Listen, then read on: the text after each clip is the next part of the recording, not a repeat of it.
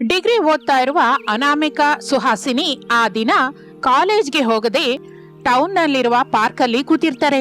ಇಬ್ಬರ ಮಧ್ಯ 10 ನಿಮಿಷ ಮೌನವಾಗಿ ಕಳೆಯುತ್ತದೆ. ಸುಹಾಸಿನಿಗೆ ಕೋಪ ಬರುತ್ತೆ.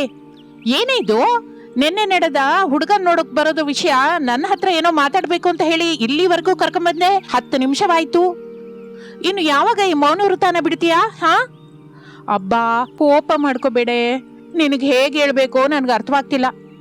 ಅರ್ಥವಾಗ್ತಾ ಇಲ್ಲ ಅಂತ ಹೇಗೆ ಹೇಳಿದ್ಯೋ ಆ ವಿಷಯ ಕೂಡ ಹಾಗೆ ಹೇಳು. ನಿನ್ನೆ ಬಂದ ಹುಡುಗನ ಹೆಸರು ರಮೇಶ್. ಹೆಸರು ಚೆನ್ನಾಗಿದೆ. ಹುಡುಗ ಹೇಗಿದ್ದಾನೆ? ನೋಡೋದಕ್ಕೆ ಚೆನ್ನಾಗಿದ್ದಾನೆ. ಅಂದ್ರೆ ಮದುವೆ ಮಾಡ್ಕೊಳ್ಳಲಿಕ್ಕೆ ಕೆಲ್ಸಕ್ಕೆ ಬಾರದವನು ಅನ್ನು. ಆ ಮಾತಿಗೆ ಅನಾಮಿಕಾ ಕೋಪದಿಂದ ನೋಡ್ತಾಳೆ. ಯಾಕಷ್ಟು ಕೋಪದಿಂದ ನೋಡ್ತಿದ್ಯಾ? ಅಯ್ಯನವರು ನಿನಗೆ ಹಿಡ್ಸಿದ್ದಾರೆ ಅಂತ ಅರ್ಥವಾಯ್ತು. ಇನ್ನು ಮೇಲಿಂದ ರಮೇಶ್ ಅಣ್ಣಯ್ಯನನ್ನು ಏನು ಅನ್ನಲ್ಲ ಹೊರತು ಇಲ್ಲಿಗೆ ನನ್ನ ಕರ್ಕೊಂಡ್ ಬಂದ ವಿಷಯ ಏನೋ ಮೊದ್ಲು ಹೇಳು. ಅವರದ್ದು ಸೋಮವಾರ ಪಲ್ಲಿ ಕಣೆಯೇ. ಅರ್ಥವಾಯ್ತು. ನಿನಗೆ ಗ್ರಾಮದ ಹೆಸರು ಹಿಡಿಸ್ಲಿಲ್ಲ. ಈಗ್ಲೇ ರಮೇಶ್ ಅಣ್ಣಂಗೆ ಫೋನ್ ಮಾಡಿ ನಿಮ್ಮ ಊರಿನ ಹೆಸರು ಬದಲಾಯಿಸ್ಕೊಂಡ್ರೇನೆ ನಮ್ಮ ಅನಾಮಿಕಳನ್ನು ನಿಮ್ಗೆ ಕೊಟ್ಟು ಮದುವೆ ಮಾಡ್ತೀವಂತ ಹೇಳ್ಬೇಕು. ಅಷ್ಟೇ ಅಲ್ವಾ? ನಾನ್ ಹೇಳೋದು ಕೇಳ್ತೀಯಾ? ಎಲ್ಲ ನೀನೇ ಊಹಿಸ್ಕೊತಾ ಇದೀಯಾ? ನೀನ್ ಹೇಳಿದ್ರೆ ಕೇಳ್ತೀನಿ. ಅವರಿಗೆ ಹೇಳಿಕೊಳ್ಳುವಷ್ಟು ಆಸ್ತಿ ಆಗ್ಲಿ ಸಂಪಾದನೆ ಆಗ್ಲಿ ಇಲ್ಲಂತೆ. ಇರೋದಕ್ಕೆ ಮಾತ್ರ ಚಿಕ್ಕ ಮನೆ ಇದೆ ಅಂತೆ. ರಮೇಶನಿಗೆ ಪಂಚರ್ ಶಾಪ್ ಇದೆ ಅಂತೆ. ಅವರ ತಂದೆಯವರು ಕೂಲಿ ಕೆಲ್ಸಕ್ಕೆ ಹೋಗ್ತಾರಂತೆ. ನೀನು ಹುಡುಗನ ಮದುವೆ ಮಾಡ್ಕೊಂಡು ಜಾಬ್ ಮಾಡ್ಕೊಂಡು ಅವರನ್ನು ಸಾಕಬೇಕು ಅಂತ ಮುಂದೆ ಹೇಳ್ತಾ ಇದ್ದಾರಾ? ಅದಲ್ವೇ, ನಾನು ಹೇಳೋದು ಪೂರ್ತಿಯಾಗಿ ಕೇಳು. ನನಗೇನೋ ರಮೇಶ್ ಅವರು ಹಿಡಿಸಿದ್ರು.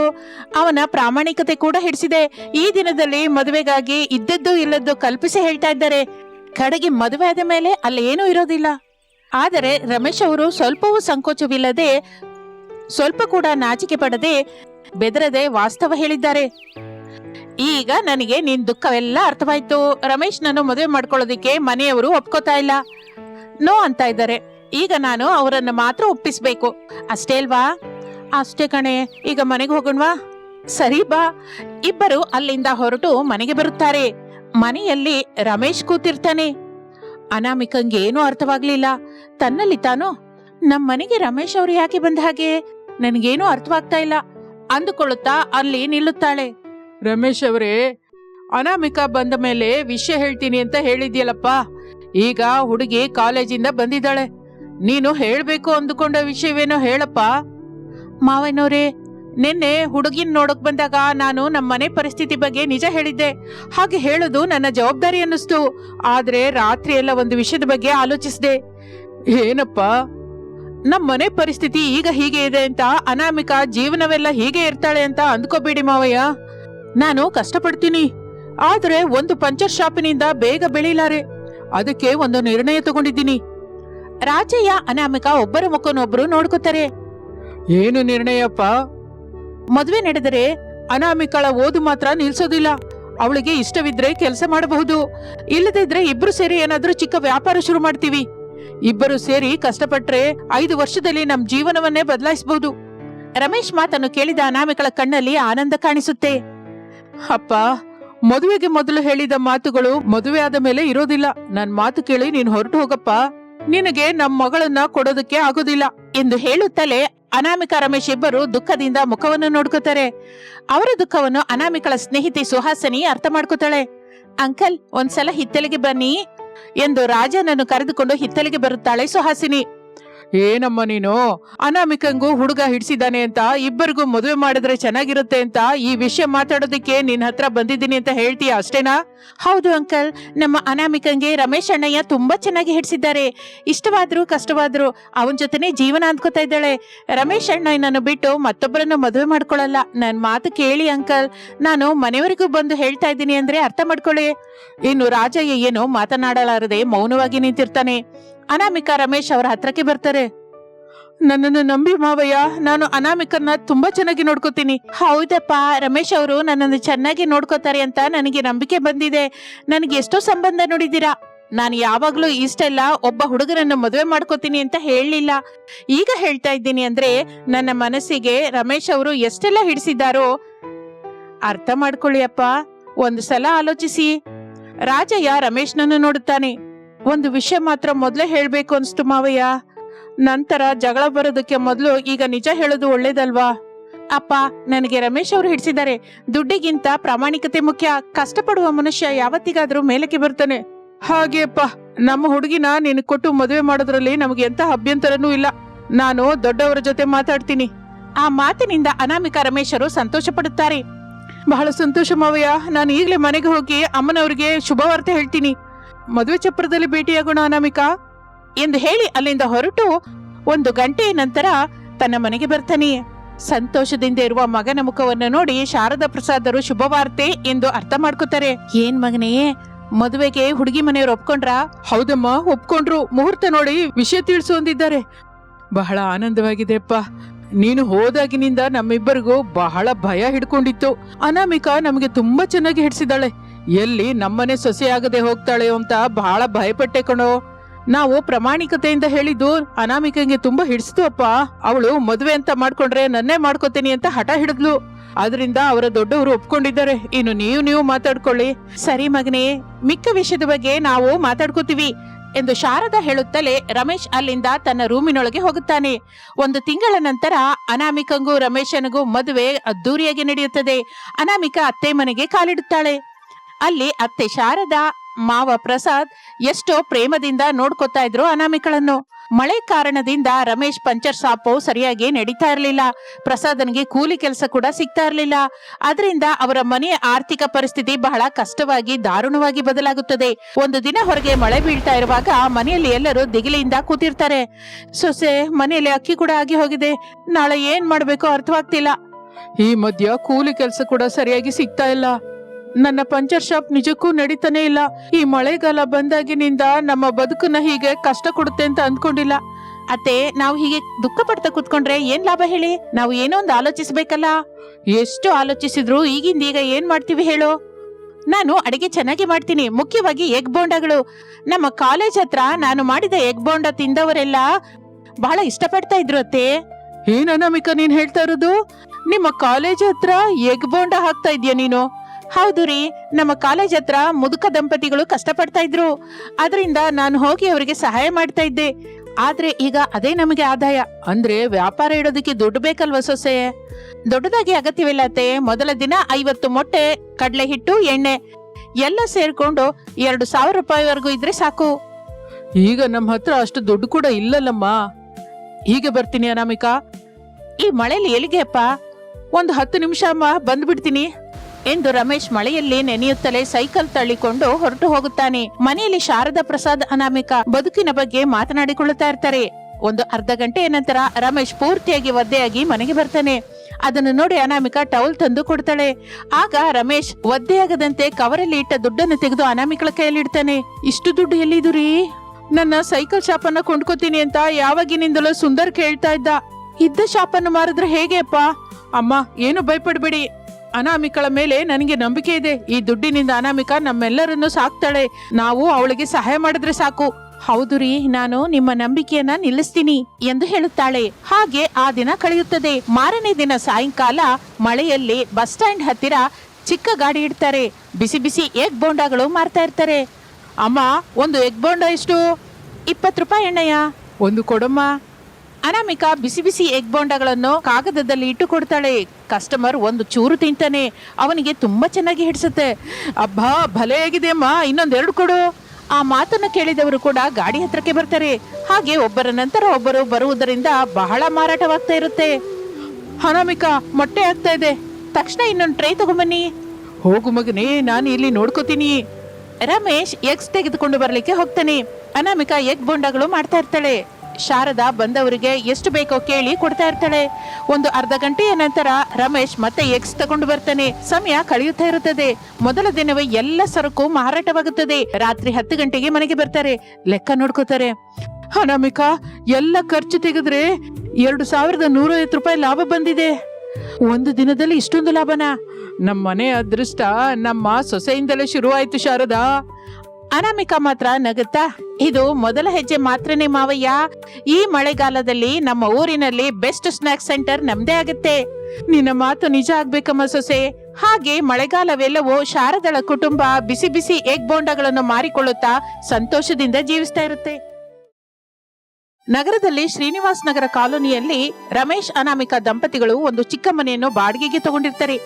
ಆ ಬೆಳಿಗ್ಗೆ ಅನಾಮಿಕಾ ಮನೆಯೆಲ್ಲವನ್ನು ಕ್ಲೀನ್ ಮಾಡಿ ಬಾಗಿಲಿಗೆ ರಂಗೋಲಿ ಹಾಕಿ ಅರಿಶಿಣದ ನೀರು ಹಾಕಿರುತ್ತಾಳೆ. ಅಡಿಗೆ ಮನೆಯಲ್ಲಿ ಬೆಲ್ಲದ ಪಾಯಸ ಕುದೀತಾ ಇರುತ್ತೆ. ಆಗಲೇ ರಮೇಶ್ ಬರ್ತಾನೆ. ಅನಾಮಿಕಾ, ಈ ದಿನ ಮನೆಯೆಲ್ಲ ಹೊಸ ಮನೆ ಹಾಗೆ ಬದಲಾಯಿಸಿದ್ಯಾ? ಏನ್ ವಿಶೇಷ? ಆಷಾಢ ಶುರುವಾಯ್ತಲ್ವೇನ್ರಿ, ಅಮ್ಮನವರ ತಿಂಗಳು. ಶುಭ್ರವಾಗಿದ್ರೆ ನಮ್ಮ ಮನಸ್ಸು ಪ್ರಶಾಂತವಾಗಿರುತ್ತೆ, ಅಮ್ಮನವ್ರಿಗೆ ಕೂಡ ಹಿಡಿಸುತ್ತೆ. ಮೇಲಾಗಿ ಈ ಭಾನುವಾರ ನಮ್ಮ ಕಾಲೋನಿನಲ್ಲಿ ಬೋನಾಲು ಈ ಸಲ ಬಹಳ ಗ್ರ್ಯಾಂಡ್ ಆಗಿ ಮಾಡ್ತಾ ಇದ್ದಾರೆ. ಏನು ನಮಿಕಾ, ನೀನ್ ಹೇಳೋದು ನಿಜನಾ? ಹೌದು ರೀ, ಕಾಲೋನಿಯವರು ಮಾತಾಡ್ಕೋತಾ ಇದ್ರೆ ನಾನು ಕೇಳಿಸ್ಕೊಂಡೆ. ನಾವು ಕೂಡ ಈ ಭಾನುವಾರದ ದಿನ ಬೋನಾಲು ಮಾಡ್ಬೇಕು. ಮಾಡೋಣ ನಮಿಕಾ, ಕಾಲೋನಿಯವರ ಜೊತೆ ಸೇರಿ ನಾವು ಮಾಡೋಣ. ಅವರು ಮಾಡ್ತಾ ಇದ್ದಾರೆ, ಆದ್ರಿಂದ ನಾವು ಮಾಡಿದ್ರೆ ಚೆನ್ನಾಗಿರುತ್ತಲ್ಲ. ಹಾಗೆ ಹೋಗಿ ಕೂತ್ಕೊಳ್ಳಿ, ನಾನು ಬೆಲ್ಲದ ಪಾಯಸ ತರ್ತೀನಿ ಎಂದು ಹೇಳುತ್ತಾಳೆ. ರಮೇಶ್ ಮೌನವಾಗಿ ಕೆಳಗೆ ಕೂತ್ಕೋತಾನೆ. ಅನಾಮಿಕಾ ಇಬ್ಬರಿಗೂ ಬೆಲ್ಲದ ಪಾಯಸ ಹಾಕಿಕೊಂಡು ಬಂದು ಕೂತ್ಕೋತಾಳೆ. ಇಬ್ಬರು ತಿಂತಾ ಇರ್ತಾರೆ. ಮತ್ತೊಂದು ಕಡೆ ಕೆಲವು ಬೀದಿಗಳು ದೂರದಲ್ಲಿ ವಿನೋದ್ ಭಾವನ ಒಂದು ಸಿಂಗಲ್ ಬೆಡ್ರೂಮ್ ಅಲ್ಲಿ ವಾಸಿಸ್ತಾ ಇರ್ತಾರೆ. ಭಾವನ ಕೂಡ ಮನೆಯನ್ನು ಅಂದವಾಗಿ ಅಲಂಕರಿಸಿರುತ್ತಾಳೆ. ಈ ಸಲ ಬೋನಾಲ್ಗೆ ಯಾವ ಸೀರೆ ಉಟ್ಕೋತೀಯ ಭಾವನ? ಹೊಸ ರೇಷ್ಮೆ ಸೀರೆ ತಗೊಂಡಿದ್ದೀನಿ. ಅಮ್ಮನವರಿಗೆ ಬೋನಾಲು ಕೂಡ ಬಹಳ ಅಂದವಾಗಿ ಅಲಂಕರಿಸ್ತೀನಿ. ನಿನ್ನ ಕೆಲಸದ ಬಗ್ಗೆ ನಂಗೊತ್ತಿಲ್ವಾ ಹೇಳು? ಇಷ್ಟಕ್ಕೂ ಈಗ ತಿನ್ನೋದಕ್ಕೆ ಏನ್ ಮಾಡಿದ್ಯಾ? ನೀವ್ ಹೋಗಿ ಹಾಲು ತಗೊಂಬನ್ನಿ, ಸೇಮಿಯಾ ಮಾಡ್ತೀನಿ. ಹಾಲು ಮಾತ್ರನಾ, ಇನ್ನೇನಾದ್ರೂ ತಗೊಂಬರ್ಬೇಕಾ? ಇನ್ನೇನು ಬೇಡ ಬಿಡಿ, ಹಾಲು ತಗೊಂಬನ್ನಿ. ವಿನೋದ್ ಮನೆಯೊಳಗಿಂದ ಹೊರಗೆ ಹೊರಟು ಹೋಗುತ್ತಾನೆ. ಅದೇ ಸಮಯದಲ್ಲಿ ದೂರದಲ್ಲಿರುವ ವೆಂಕಟಾಪುರ ಗ್ರಾಮದಲ್ಲಿ ಶಾರದಾ ಪ್ರಸಾದ್ ತಮ್ಮ ಮನೆಯ ಮುಂದೆ ಕೂತ್ಕೊಂಡು ಬೆಳಗಿನ ಟೀ ಕುಡಿತಾ ಇರ್ತಾರೆ. ಶಾರದಾ, ಈ ಸಲ ಆಷಾಢ ಬೋನಾಲಿಗೆ ಮಕ್ಕಳ ಹತ್ರ ಹೋಗೋಣವಾ? ಹೋಗ್ಬೇಕು ಅನ್ನಿಸ್ತಾ ಇದ್ದೀರಿ, ಆದ್ರೆ ಅಣ್ಣ ತಮ್ಮಂದರು ಜೊತೆಯಾಗಿ ಒಂದ್ ಕಡೆ ಇರ್ತಾ ಇಲ್ಲ, ಬೇರೆ ಬೇರೆ ಸಂಸಾರ ಇಟ್ಕೊಂಡಿದ್ದಾರೆ. ಯಾರ ಹತ್ರಕ್ಕೆ ಹೋಗೋಣ, ಯಾರ ಹತ್ರ ಬೋನಾಲು ಮಾಡೋಣ ಹೇಳಿ? ನಮ್ಮ ಮನೆಗೆ ಸೊಸೆಯಾಗಿ ಬಂದ ಅನಾಮಿಕಾ ಭಾವನ ಸ್ವಲ್ಪ ದಿನ ಸ್ವಂತ ಅಕ್ಕ ತಂಗಿಯರ ಹಾಗೆ ಚೆನ್ನಾಗೇ ಇದ್ರು. ಜೊತೆಯಾಗಿ ಶಾಪಿಂಗ್ ಮಾಡ್ತಾ ಇದ್ರು, ಜೊತೆಯಾಗಿ ಕೆಲಸ ಮಾಡ್ತಾ ಇದ್ರು, ಜೊತೆಗೆ ಹಬ್ಬನೂ ಕೂಡ ಮಾಡ್ತಾ ಇದ್ರು. ಅವರಿಗೆ ಅವರು ಬೇರೆ ಸಂಸಾರ ಇಟ್ಕೊಂಡಿದ್ದಾರೆ, ನಮಗೆ ದುಃಖನೇ ಬಿಟ್ಟಿದ್ದಾರೆ. ಚಿಕ್ಕ ಸೊಸೆ ಭಾವನೆಗೇನೋ ಮಾತು ಹೆಚ್ಚು, ಮೇಲಾಗಿ ದುಡ್ಡಿರುವ ಹುಡುಗಿಯವಳು. ಯಾವಾಗ ನೋಡಿದ್ರು ಏನೋ ಒಂದು ಹೊಸ ವಸ್ತು ಹಿಡ್ಕೊಂಡ್ ಬರ್ತಾ ಇದ್ಲು. ಬಡ ಸೊಸೆ ಅನಾಮಿಕಾ ಮುಂದಿಡ್ತಾ ಇದ್ಲು, ಬಾಯಿಗೆ ಬಂದು ಮಾತಂತ ಇದ್ಲು. ಯಾರಾದ್ರೂ ಎಷ್ಟು ದಿನ ಕೇಳ್ತಾರೆ ನೀವೇ ಹೇಳಿ? ಅಂದ್ರೆ ತಪ್ಪೆಲ್ಲ ಚಿಕ್ಕ ಸೊಸೆದೆ ಅಂತೀಯ ಅಷ್ಟೇ ಶಾರದಾ? ಅಷ್ಟೇ ಮತ್ತೆ. ಕೊನೆಗೆ ನಾವು ಹೇಳಿದ್ರು ಭಾವನ ಕೇಳ್ತಾಳ ಏನೋ ಎಂದು ಇಬ್ಬರು ಮಾತನಾಡಿಕೊಳ್ಳುತ್ತಾ ಇರುತ್ತಾರೆ. ಅದೇ ಸಮಯದಲ್ಲಿ ಶಾರದಳ ಸೆಲ್ ಫೋನ್ ಮೊಳಗುತ್ತದೆ. ಹಲೋ, ಹಾ ಅತ್ತೆ, ಹೇಗಿದ್ದೀರಾ? ಮಾವಯ್ಯ ಚೆನ್ನಾಗಿದ್ದಾರಾ? ಚೆನ್ನಾಗಿದ್ದೀವಿ ದೊಡ್ಡ ಸೊಸೆ, ನೀವ್ ಹೇಗಿದ್ದೀರಾ? ಅತ್ತೆ, ಈ ಸಲ ನಮ್ಮ ಕಾಲೋನಿಯಲ್ಲಿ ಬೋನಾಲು ತುಂಬಾ ಗ್ರ್ಯಾಂಡ್ ಆಗಿ ಮಾಡ್ತಾ ಇದ್ದಾರೆ. ನೀವು ಮಾವಯ್ಯ ತಪ್ಪದೆ ಬರಬೇಕು, ನೀವು ಬಂದ್ರೇನೆ ನನಗ್ ಹಬ್ಬ. ಹಾಗೆ ಅನಾಮಿಕಾ, ಇಬ್ರು ಸೇರಿ ತಪ್ಪದೆ ಬರ್ತೀವಿ ಎಂದು ಸ್ವಲ್ಪ ಹೊತ್ತು ಮಾತನಾಡಿ ಫೋನ್ ಇಡುತ್ತಾಳೆ. ನಮ್ಮ ದೊಡ್ಡ ಸೊಸೆ ಅನಾಮಿಕಾ ಎಷ್ಟು ಪ್ರೇಮದಿಂದ ಕರಿತಾ ಇದ್ದಾಳೆ ನೋಡ್ದೆ ಶಾರದಾ? ನಮ್ಮ ದೊಡ್ಡ ಸೊಸೆಗೆ ನಾವಂದ್ರೆ ಹೆಚ್ಚು ಅಭಿಮಾನ ರೀ ಎಂದು ಹೇಳುತ್ತಾ ಇರುವಾಗಲೇ ಅದೇ ಸಮಯದಲ್ಲಿ ಭಾವನಾ ಕೂಡ ಫೋನ್ ಮಾಡ್ತಾಳೆ. ಹೇಳು ಚಿಕ್ಕ ಸೊಸೆ. ಅತ್ತೆ, ಈ ಸಲ ನಮ್ಮ ಕಾಲೋನಿನಲ್ಲಿ ಬೋನಾಲು ತುಂಬಾ ಚೆನ್ನಾಗಿ ಮಾಡ್ತಾ ಇದ್ದಾರೆ, ನೀವು ನಮ್ಮನೆಗೆ ಬರಬೇಕು. ನಿಮಗಾಗಿ ರೂಮ್ ಕೂಡ ಸಿದ್ಧ ಮಾಡಿದ್ದೀನಿ, ದುಡ್ಡು ಕೂಡ ಕಳಿಸ್ತೀನಿ ಎಂದು ಹೇಳುತ್ತಾಳೆ. ಶಾರದಂಗೆ ಆ ಮಾತು ಹಿಡಿಸಲಿಲ್ಲ ಐಷ್ಟದಿಂದ. ಸರಿ ಅಮ್ಮ ಸೊಸೆ ಎಂದು ಹೇಳಿ ಫೋನ್ ಅನ್ನು ಇಡುತ್ತಾಳೆ. ಈಗ ಏನ್ ಮಾಡ್ತೀಯ ಶಾರದಾ? ಈ ಬೋನಾಲ ಹಬ್ಬಕ್ಕೆ ಅಮ್ಮನವರ ಆಶೀರ್ವಾದದಿಂದ ನಮ್ಮ ಇಬ್ಬರು ಸೊಸೆಯರನ್ನು ಮತ್ತೆ ಒಂದು ಮಾಡ್ತೀನಿ. ಒಂದು ಮಾಡ್ತೀಯಾ? ಹೇಗೆ? ಒಂದು ಚಿಕ್ಕ ಪ್ಲಾನ್ ಇದೆ. ಆ ಪ್ಲಾನ್ ಸಕ್ಸಸ್ ಆದ್ರೆ ಈ ಸಲ ಬೋನಾಲು ಅವರಿಗೆ ಮಾತ್ರನೇ ಅಲ್ಲ, ನಮ್ಮ ಕುಟುಂಬಕ್ಕೆ ಕೂಡ ಶುಭ ತರುತ್ತೆ. ಏನೋ ನಿನ್ನ ಪ್ಲಾನು? ಹೇಳೋದಲ್ಲ, ನಾನು ಮಾಡ್ತೀನಿ, ನೀವೇ ಅರ್ಥ ಮಾಡ್ಕೊಳ್ಳಿ ಎಂದು ಶಾರದಾ ಅನಾಮಿಕಂಗೆ ಫೋನ್ ಮಾಡ್ತಾಳೆ. ಅನಾಮಿಕಾ ಅದೇ ಸಮಯದಲ್ಲಿ ಅಡುಗೆ ಮನೆಯಲ್ಲಿ ತಿಂಡಿ ಮಾಡ್ತಾ ಇರ್ತಾಳೆ. ಹಾ ಹೇಳಿ ಅತ್ತೆ. ಸೊಸೆ, ಈ ಸಲ ನಾನು ಭಾವನಾಳ ಮನೇಲಿ ಇರ್ತೀನಿ, ನೀನು ಕೂಡ ಅಲ್ಲಿಗೆ ಬಂದ್ಬಿಡು, ನಾವೆಲ್ಲರೂ ಸೇರಿ ಬೋನಾಲು ಮಾಡೋಣ. ಆ ಮಾತನ್ನು ಕೇಳುತ್ತಲೇ ಅನಾಮಿಕಾ ಮುಖ ಒಂದೇ ಸಲಕ್ಕೆ ಬದಲಾಗಿ ಹೋಗುತ್ತೆ. ಕೆಲವು ಕ್ಷಣ ನಿಶ್ಶಬ್ದ.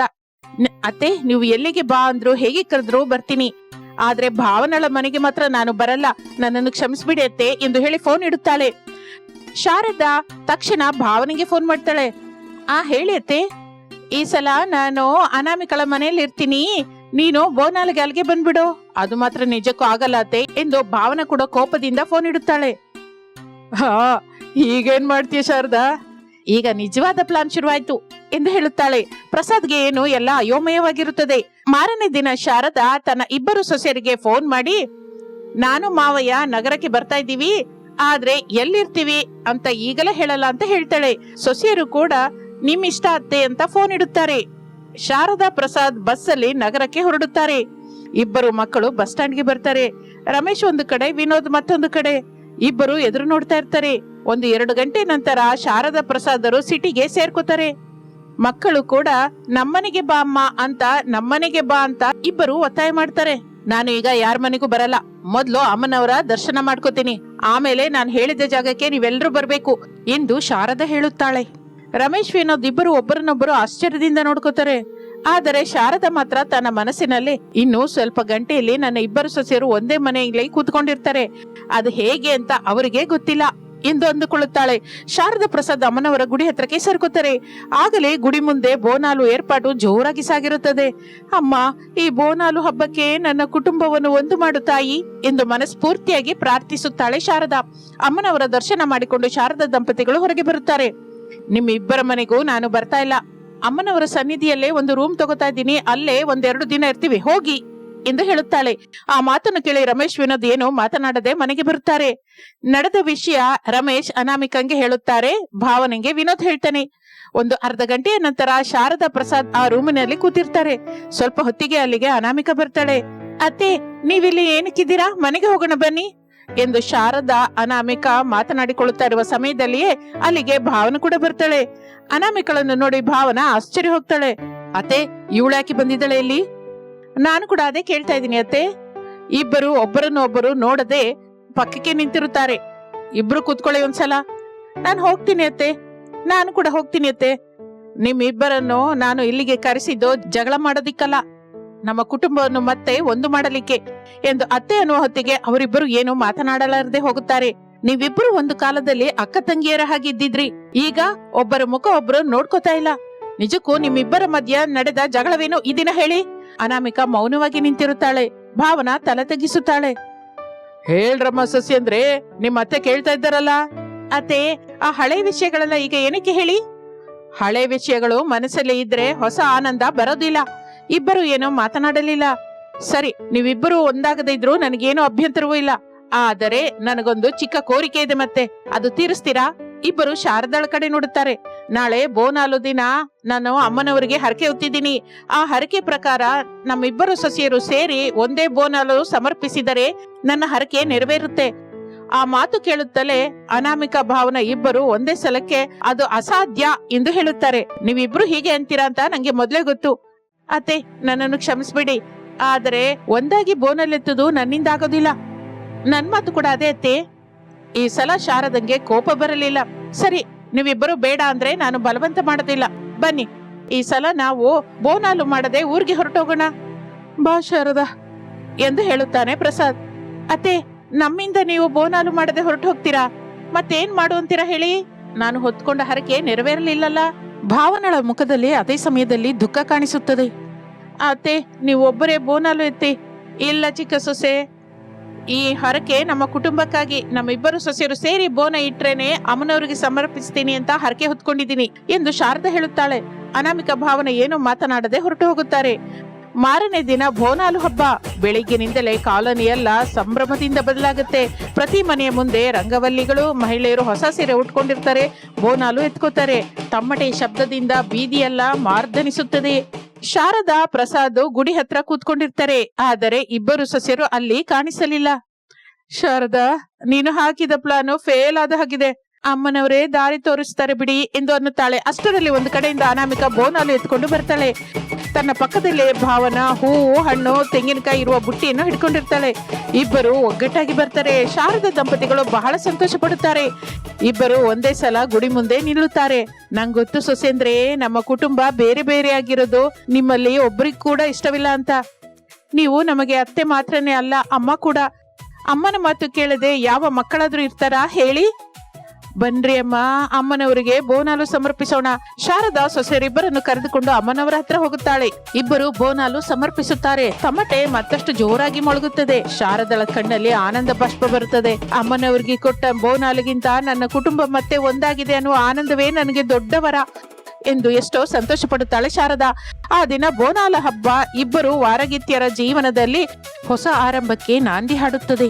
ಮನಸ್ಸಲ್ಲಿರುವ ಗೋಡೆಗಳು ಬಿದ್ದು ಹೋದ್ರೆ ಕುಟುಂಬದಲ್ಲಿ ನಿಜವಾದ ಹಬ್ಬ ಶುರುವಾಗುತ್ತದೆ ಎಂದು ಎಲ್ಲರಿಗೂ ಅರ್ಥವಾಗುವ ಹಾಗೆ ಮಾಡುತ್ತಾರೆ. ಎಲ್ಲರೂ ಸೇರಿ ಅನಾಮಿಕಳ ಮನೆಗೆ ಬರುತ್ತಾರೆ. ಅನಾಮಿಕ ಮಾಡಿದ ಅಡಿಗೆಯಿಂದ ಎಲ್ಲರೂ ಹೊಟ್ಟೆ ತುಂಬ ತಿನ್ನುತ್ತಾರೆ, ಹಾಯಾಗಿ ಮಾತಾಡ್ಕೊಳ್ತಾರೆ. ಹಾಗೆ ಶಾರದಾ ತನ್ನ ಸೊಸೆಯರನ್ನು ಒಂದು ಮಾಡುತ್ತಾಳೆ.